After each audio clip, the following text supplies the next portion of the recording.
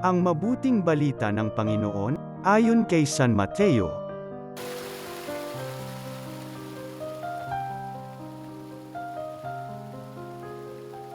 Noong panahong iyon, may mga parisong lumapit kay Jesus at tinangkang siluin siya sa pamamagitan ng tanong na ito, naaayon ba sa kautusan na hiwalayan ng lalaki ang kanyang asawa sa kahit anong kadahilanan?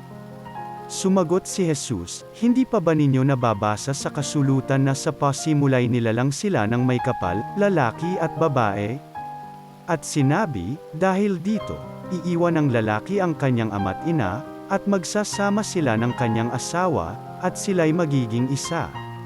Kaya't hindi na sila dalawa kundi isa. Ang pinagsama ng Diyos ay huwag paghiwalayin ng tao.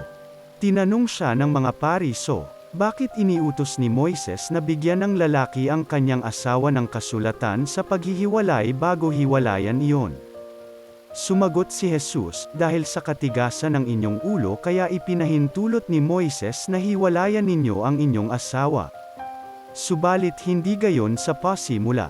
Kaya sinasabi ko sa inyo, sino mang lalaking humiwalay sa kanyang asawa sa anumang dahilan liban sa pakikiapid, at mag-asawa sa iba, ay nangangalunya. At ang mag-asawa sa babaeng hiniwalayan ay nangangalunya rin. Sinabi ng mga alagad, kung ganyan po ang kalagayan ng lalaki sa kanyang asawa, mabuti pang huwag ng mag-asawa. Sumagot si Jesus, hindi lahat ay makatatanggap ng simulaing iyan kundi yaon lamang pinagkalooban ng Diyos. Sapagkat may iba't ibang dahilan kung bakit may mga lalaking hindi makapag-asawa, ang ilan, dahil sa kanilang katutubong kalagayan, ang iba, dahil sa kagagawan ng ibang tao ay nagkagayon sila.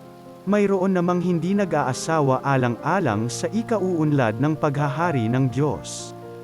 Ang makatatanggap ng simulaing ito ay tumanggap nito. Ang mabuting balita ng Panginoon.